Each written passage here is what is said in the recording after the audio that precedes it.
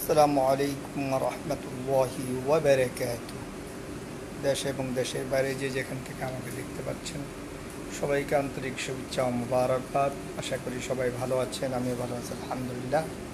আজকে আবার একটা ভিডিও নিয়ে আসলাম, আপনাদের সামনে লাইভ আসলাম অনেক দিন পরে। যদিও আমি কথা গুছিয়ে বলতে পারি না, তারপর চেষ্টা করছি একটু বলার জন্য। বলতে বলতে হয়তো আসবে ইনশাল্লাহ।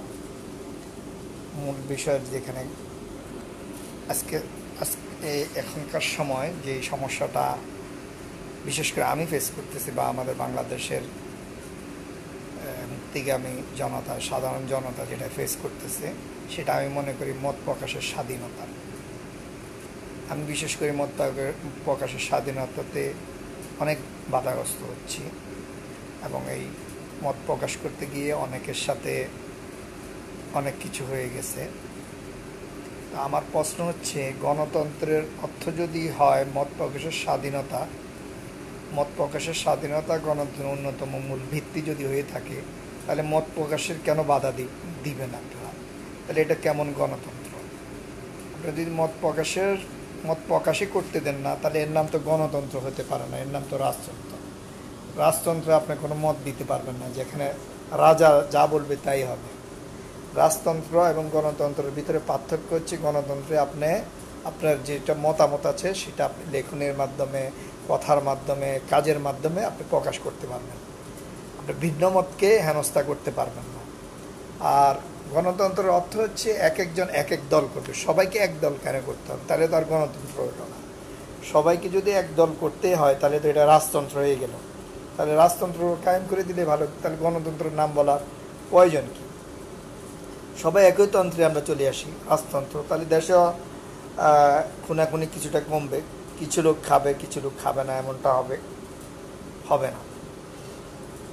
যা হবে সবাই মিলেমিশে খাবে, পুরা দেশের মানুষ একসাথে মিলেমিশে খাবে। এখন তো আমরা গণতন্ত্রের নাম দিয়ে যারা ক্ষমতা আসে তারা খায়, যারা ক্ষমতা থাকে না তারা খেতে পারে না, এমনটা।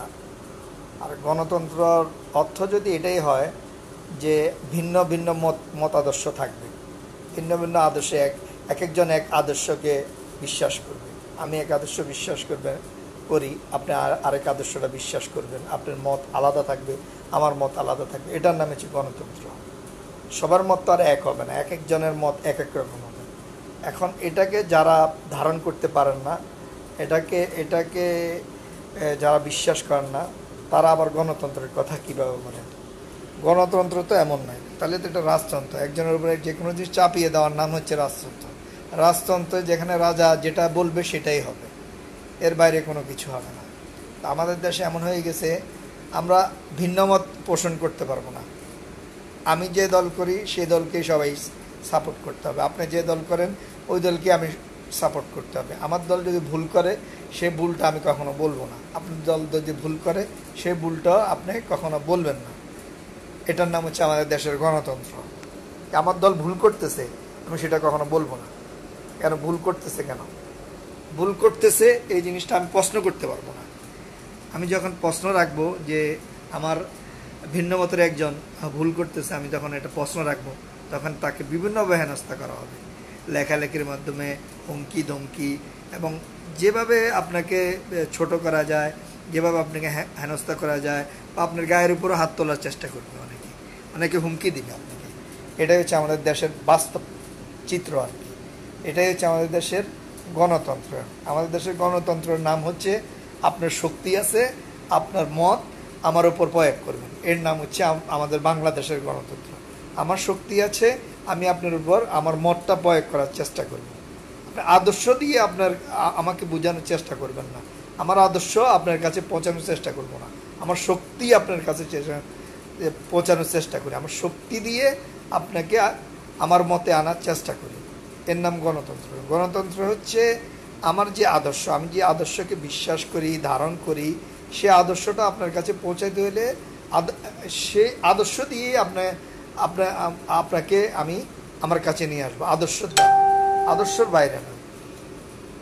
এখন জোর করি যদি আপনি আপনার আদর্শ আমাকে নিতে চান, কখনো এটা হবে না। এটা হয়তো আপনার ভয়, আমি আপনার আদর্শকে হয়তো ধারণ করতেছে ভয়ে, আপনার সামনে বলতেছে হ্যাঁ ঠিক আছে জি হুজুর জি হুজুর, তো পিছনে কিন্তু আপনার ক্ষতি করার চেষ্টা করবে।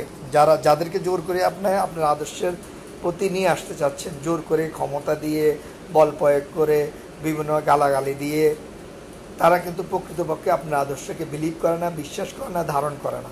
তারা যে কোনো সময় আপনার ক্ষতি করতে পারে, কারণ আপনি তাকে বল প্রয়োগ করে আপনার আদর্শ তার উপর চাপিয়ে দেওয়ার চেষ্টা করতেছেন। যেমনটা গত 17 বছর আমাদের ফেসিবাদী সরকার বাংলাদেশের জনগণের উপর তাদের আদর্শ বল প্রয়োগের মাধ্যমে চাপিয়ে দিতে চেয়েছিল, জনগণের উপর চাপিয়ে দিয়েছিল তাদের আদর্শ, যার কারণে মানুষের ক্ষোভ এমনভাবে সৃষ্টি হয়েছে, তারা এমনভাবে পালাইতে হয়েছে দরজা জানালা খুঁজে পায়নি। কে কীভাবে পালাইছে, কে কোথায় ছিল সেটা এখন বোঝা যাচ্ছে। এইভাবে তার নিজের দেশ থেকে তারা অন্য দেশে পালিয়ে যেতে হয়েছে, শুধু বল প্রয়োগের মাধ্যমে তাদের মতটা অন্যের উপর চাপিয়ে দেওয়ার কারণে। বর্তমান সময় বর্তমান এই জুলাই বিপ্লবের পরে এখন এমনটা হয়ে গেছে যে আমরা বল প্রয়োগের মাধ্যমে আমার আদর্শ আমি আরেকজনের উপর চাপিয়ে দেওয়ার চেষ্টা করি, এটা কখনো কল্যাণ বয়ে আনে না। আরেকটা জিনিস হচ্ছে রাজনৈতিক কারণে পাশাপাশি লোক, পাশাপাশি ঘর, আত্মীয় স্বজন মলমালিন্য সৃষ্টি হচ্ছে একমাত্র রাজনৈতিক কারণে। রাজনীতির দুনিয়াতে আপনার নিঃশ্বাস বন্ধ হয়ে যাবে, রাজনীতি কোথায় যাবে? কবরের নিচে গেলে তো আপনি জিজ্ঞেস করবেন না তুমি কোন দল করছো। কবর নিচে যখন আপনি যাবেন আপনাকে জিজ্ঞেস করবে তুমি কি আল্লাহর বিধান মতো চলছিলা, সেটা জিজ্ঞেস করবে। কোন বিধান তুমি পালন করছো, তুমি আল্লাহ তখন ফেরেশতা জিজ্ঞেস করবে না তুমি কোন দল করছো, সেটা জিজ্ঞেস করবে না, বিধান জিজ্ঞেস করবে। আল্লাহর হুকুম মতো কি আপনি চলছেন?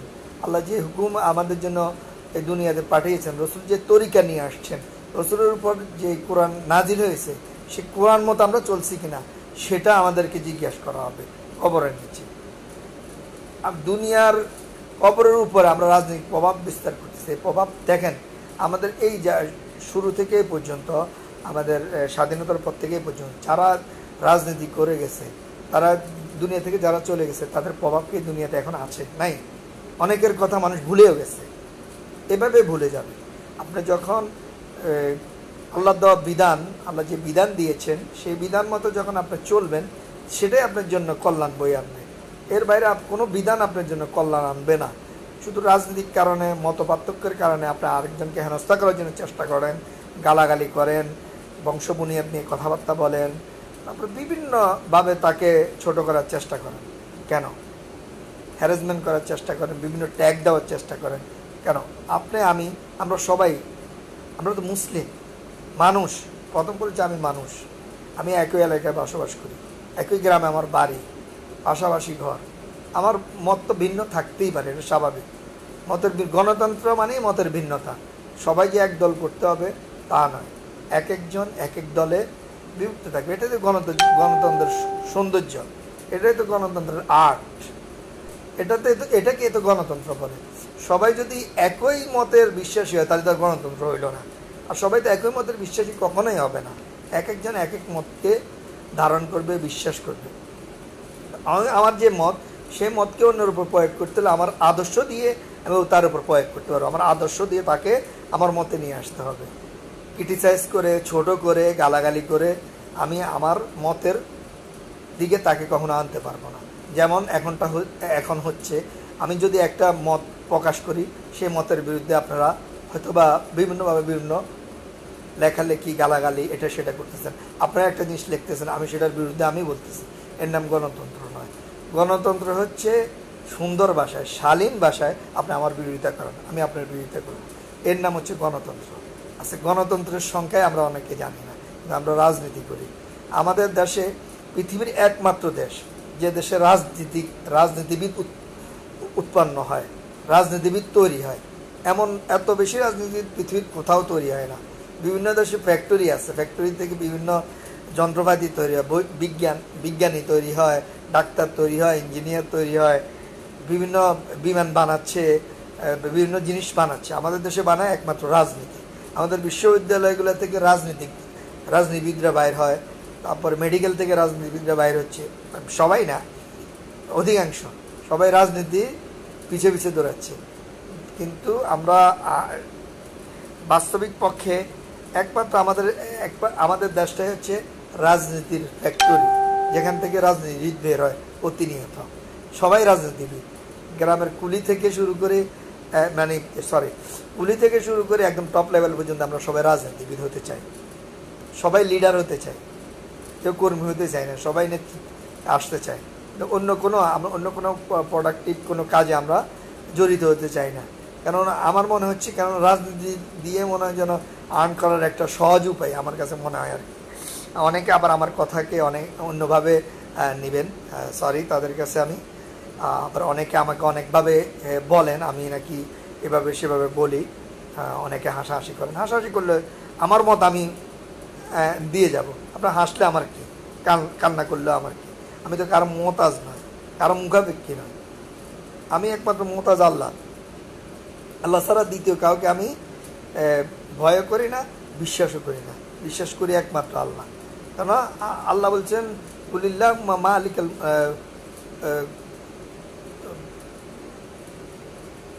কুলিন্না সলাতি ওয়া নুসুকি ওয়া মাহইয়ায়া ওয়া মামাতি লিল্লাহি রাব্বিল আলামিন। আমার নামাজ, আমার কুরবানি, আমার সব কিছু, হায়াত মৃত্যু সব কিছু একমাত্র আল্লাহর জন্য। আল্লাহ বলেছেন কুলিল্লাহুম্মা মালিকাল কুলিন্না সলাতি ওয়া নুসুকি ওয়া মাহইয়ায়া ওয়া মামাতি লিল্লাহি রাব্বিল আলামিন।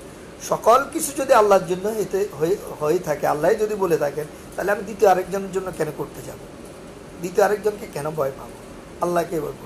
আর যারা বলতেছেন এই সমস্যা ও সমস্যা, আল্লাহ যখন আপনাকে বিপদ দিবে আপনাকে কেউ আটকে রাখতে পারবে না। আল্লাহ যখন আপনাকে হেফাজত করবে, হাজার বিপদের ভিতরে আপনি বেঁচে যেতে পারবেন আল্লাহর উপর যদি আপনি একিন বা বিশ্বাস থাকে। একিন বিশ্বাস থাকলে আল্লাহ আপনাকে, আর সম্মান দেওয়ার মালিক একমাত্র আল্লাহ। কুলিল্লাহুম্মা মালিকাল মুলক তুতিল মুলকা মিম্মান তাশা ওয়া তুইজ্জু মান তাশা ওয়া তুযিল্লু মান তাশা বিয়াদিকাল খায়র। সম্মান দিবেন আল্লাহ, সম্মান নেবেন আল্লাহ। আল্লাহ কোরআনে বলছেন সম্মান দেওয়ার মালিক একমাত্র আল্লাহ, সম্মান কেড়ে নেওয়ার মালিক একমাত্র আল্লাহ। তো আমরা যারা ভিন্ন মতকে আমরা সহ্য করতে পারি না, তাদের উদ্দেশ্যে আমার আজকের এই কথাগুলো। ভিন্ন মতকে সহ্য করার চেষ্টা করুন। ভিন্ন মত, এক একজনের এক এক মত থাকবে, এটা স্বাভাবিক। ওই মতকে আমি বিভিন্নভাবে হেনস্থা করার চেষ্টা করব, এটা কখনো উচিত নয়। আপনার মতকে, আপনার মত আপনি প্রকাশ করেন, আমি আপনাকে শালীন ভাষায় এর বিরোধিতা করব। আমার মত আমি প্রকাশ করব, আপনি আমাকে শালীন ভাষায় আপনার বিরোধিতা করবেন, কোনো অসুবিধা নেই। এর নাম হচ্ছে গণতন্ত্র। কিন্তু আমরা গণতন্ত্রকে নিয়ে গেছি এখন এই শক্তিতন্ত্রকে, বা বিভিন্নভাবে শক্তি প্রয়োগ করে আমাকে আপনার মতের পক্ষে নিয়ে যাওয়ার জন্য চেষ্টা করেন। এখন আমাদের দেশের অনেকে আমরা ভয়ে আমরা চুপ করে থাকি, কথা বলি না, কথা বলতে চাই না। কথা বললে আমাকে, যেমন আমি অনেকগুলো হেনস্থার শিকার হয়েছি অনেকবার বিভিন্নভাবে। আমিও দেখা যায় যে কিছু বললে এটা অনেকভাবে নেন, এটা উচিত নয়। আপনার মত আপনি দেন, আর আমাকে সবাইকে যে রাজনীতি করতে হবে তা নয়। আপনারা রাজনীতিবিদ হন, সমস্যা নেই। আমি তো রাজনীতিবিদ হতে চাই না, আমি রাজনীতিবিদ নয়, হতেও চাই না। একটা দল, যে কোনো দলকে আমি সাপোর্ট করতে পারি, স্বাভাবিক। সবাই যার একটা দলকে সাপোর্ট করে, সবাইকে এক দলকে পছন্দ করবে তা নয়। আমি একটা দলকে পছন্দ করতে পারি, আপনি একটা দলকে পছন্দ করতে পারেন, এটা অস্বাভাবিক কিছু না। সবাইকে যে আমরা একই মতের বিশ্বাসী হতে হবে তাই নয়। এটা কেন আপনারা নিজেদের ভিতরে এটা ধরে রাখছেন যে সবাইকে একই মতে বিলিভ করতে হবে বা বিশ্বাস করতে হবে? এটা উচিত নয়। আমরা বল প্রয়োগের মাধ্যমে আমরা আমাদের আদর্শকে অন্যের উপর প্রয়োগ করার চেষ্টা করি, এটাই হচ্ছে আমাদের জন্য সমস্যা। এই জন্যে আমাদের দেশের মানুষ অনেক কষ্টে আছে, বাংলাদেশের মানুষ অনেক কষ্টে আছে। বাংলাদেশের মানুষ দেশের বাইরে গিয়ে অনেক কষ্ট করতেছে, শুধু আমাদের রাজনীতিক দলাদলির কারণে, হানাহানির কারণে। অথচ আল্লাহ আমাদেরকে যে জিনিসগুলো দিয়েছে, যদি রাজনৈতিক দলাদলি না থাকতো, আমাদের দেশে অন্য দেশ থেকে লোক আসি কাজ করতে হইতো, রাজনৈতিক দলাদলি না থাকতো। আমাদের দেশে আল্লাহ এমন নিয়ামত দিয়েছেন, কিন্তু আমরা নিয়ামতকে আমরা ভোগ করতে পারতেছি না, শুধু আমাদের রাজনৈতিক কারণে, রাজনৈতিক দলাদলির কারণে। ভিন্ন মতকে আমরা সহ্যই করতে পারি না, এটাই হলো আমাদের মূল সমস্যা। আর রাজনীতিবিদ এখন সবাই রাজনীতিবিদ, সবাই এখন নেতা, সবাই এখন কথা বলতে চায়। বিশেষ করে এখন বাংলাদেশের মনে হয় যেন টার্নিং পয়েন্ট হয় ঢাকা ইউনিভার্সিটির ডাকসুর নির্বাচন। প্রত্যেক ক্ষেত্রে এখন ডাকসু।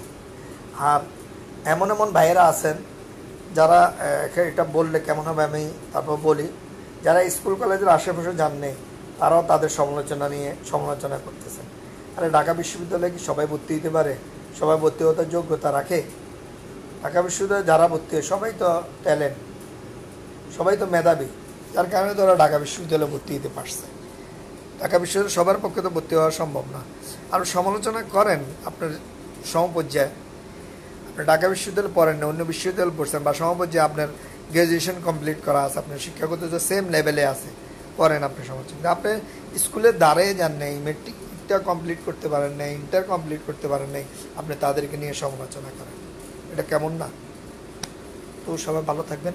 আমার কথাতে যদি কোনো ভুল ত্রুটি হয়ে থাকে ক্ষমা সুন্দর দৃষ্টিতে দেখবেন।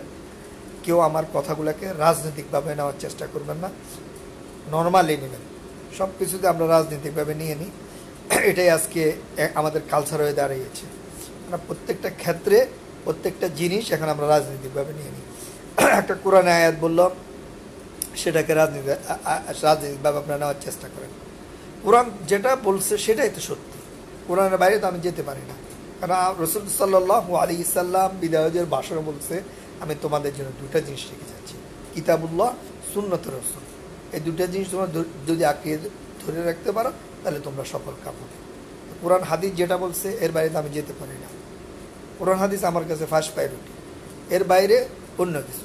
রসুল একটা হাদিস আছে যে তোমরা ততক্ষণ পর্যন্ত ইমানদার হতে পারবে না যতক্ষণ পর্যন্ত তোমরা তোমাদের স্ত্রী, সন্তান, ভাই, বোন, আত্মীয় স্বজন থেকে আমাকে ভালোবাসতে পারবে না। মানে রাসূল সাল্লাল্লাহু আলাইহি সাল্লামকে ভালোবাসতে পারবে না, ততক্ষণ পর্যন্ত প্রকৃত ইমানদার হতে পারবে না। কারণ রাসূল সাল্লাল্লাহু আলাইহি সাল্লাম যে জিনিসের জন্য এই দুনিয়াতে এসেছেন, যে জিনিস নিয়ে দুনিয়াতে আসছেন, যে জিনিসগুলো আমাদেরকে দিয়ে গেছেন, সেই জিনিসগুলোকে আমরা যদি আঁকড়ে ধরতে গিয়ে অন্য কিছু মাইনাস হয়ে যায় তাতে অসুবিধা নেই। আমাকে রাসূল সাল্লাল্লাহু আলাইহি সাল্লাম যে আদর্শ আমাদেরকে দিয়ে গেছেন, সে আদর্শকে ধরতে গিয়ে আমাকে অন্য কিছু ম্যানেজ করতে হলেও কোনো অসুবিধা নেই। কেন ফার্স্ট প্রায়োরিটি হচ্ছে রসুল, আল্লাহর পরে রসুল। রসুল যেটা বলছেন সেটাই তো আমাদের জন্য সুন্নত। রসুল যেটা করছেন সেটা তো আমাদেরকে দেখিয়ে গেছেন। রসুলের আদর্শ তো অনুসরণ করতেই হবে। রসুলের আদর্শ অনুসরণ করতে গেলে যদি আমার বিরুদ্ধে আমাকে যদি আপনি বলেন রাজাকার, ওয়েল নো প্রবলেম, আমাকে অন্য কিছু বলেন, কোনো সমস্যা নেই। রসুলের যে আদর্শ, রসুল যে জিনিস নিয়ে আসছেন, কী জন্য রসুল আসছেন, রসুল সাল্লাল্লাহু আলাইহি ওয়াসাল্লাম কেন আসছেন, কী মেসেজ নিয়ে আসছেন, সেই মেসেজটা যদি আমি অনুসরণ করতে গিয়ে যদি কারো মতের বিরুদ্ধে চলে যায় তাতে কোনো আমার কিছু যায় আসে না। আমার ফার্স্ট প্রায়োরিটি হচ্ছে আল্লাহ এবং রসুল। আল্লাহ দেওয়া বিধান, রসুলের প্রদর্শিত দেখানো তরিকা মতো আমি চলতে পারি। চলতে যাওয়ার পথে যদি কারো মতের বাইরে চলে যায় তাতে কোনো অসুবিধা নেই। রসুল কারোর সাথে চাটুকারিতা করে চলেন নেই। রসুল সাল্লাল্লাহু আলাইহি সাল্লাম যখন দুনিয়াতে আসছেন, যখন রসুল সাল্লাল্লাহু আলাইহি সাল্লাম কালেমার দাওয়াত শুরু করেন নেই, এর আগ পর্যন্ত রসুল সাল্লাল্লাহু আলাইহি সাল্লামকে সবাই আলামিন উপাধি দিয়েছিল। যখন কালেমার সত্যের দাওয়াত দেওয়া শুরু করছেন তখন উনি জাদুঘর, অনেক কিছু হয়ে গেছেন, কবি, এইভাবে বিভিন্নভাবে ওনাকে উপাধি দেওয়া হয়েছে, ট্যাকিং দেওয়া হয়েছে। এবং রসুল সাল্লাল্লাহু আলাইহি সাল্লামকে বলছে, তুমি যদি এই দাওয়াত থেকে বিরত থাকো, দুনিয়ার তোমার কি লাগবে সব কিছু আমরা দিই। কিন্তু রসুল সাল্লাল্লাহু আলাইহি সাল্লাম সেদিকে যান নেই। আর হচ্ছে আমরা যারা মুসলমান, আমরা মুসলমানদের আমাদের জন্য দুনিয়াটা হচ্ছে কয়েদখানা, দুনিয়াটা হচ্ছে আমাদের জেলখানা, আখিরাত হচ্ছে আমাদের বেহেশত। আখিরাত হচ্ছে আমাদের মূল, দুনিয়াটা আমাদের যে কয়েদখানা হচ্ছে। কাফেরদের জন্য হচ্ছে দুনিয়া হচ্ছে জান্নাত, আর মুসলমানদের জন্য এই দুনিয়াতে হচ্ছে কয়েদখানা। আমরা যারা মুসলিম আছি, যারা মুসলমান আছি, এই দুনিয়া থেকে আমরা যদি প্রিপারেশন নিয়ে না যাই, প্রস্তুতি নিয়ে না যাই, কাল কিয়ামতের মাঠে আমাদেরকে হিসাব দিতে হবে। রসুলের আদর্শ যদি আমরা আদর্শিত না হতে পারি, রসুল যে আদর্শ নিয়ে আমাদের আমাদেরকে দিয়ে গেছেন, সে আদর্শ যে আমরা অনুসরণ বা অনুধাবন করতে না পারি, তাহলে পরকালে আমরা যতই নামাজ রোজা হজ জাকাত করি কোনো কিছু আসবে না। রসুলের তরিকা মতো আমাকে করতে হবে। রসুল সাল্লাল্লাহু আলাইহি ওয়াসাল্লাম যে তরিকা আমাদেরকে দিয়ে গেছেন সে তরিকা মতোই করতে হবে। নামাজ পড়ে কপাল কালা করে ফেললাম, কিন্তু আমি অন্যায় করলাম, তাতে হবে না। আমি জুলুম করলাম, তাতে আপনার এই নামাজের কোনো কাজে আসবে না। তো আজকের মতো এখানে বিদায় নিচ্ছি। সবাই ভালো থাকবেন। ওমা তৌফিকি ইল্লা বিল্লাহ। আসসালামু আলাইকুম ওয়া রাহমাতুল্লাহ।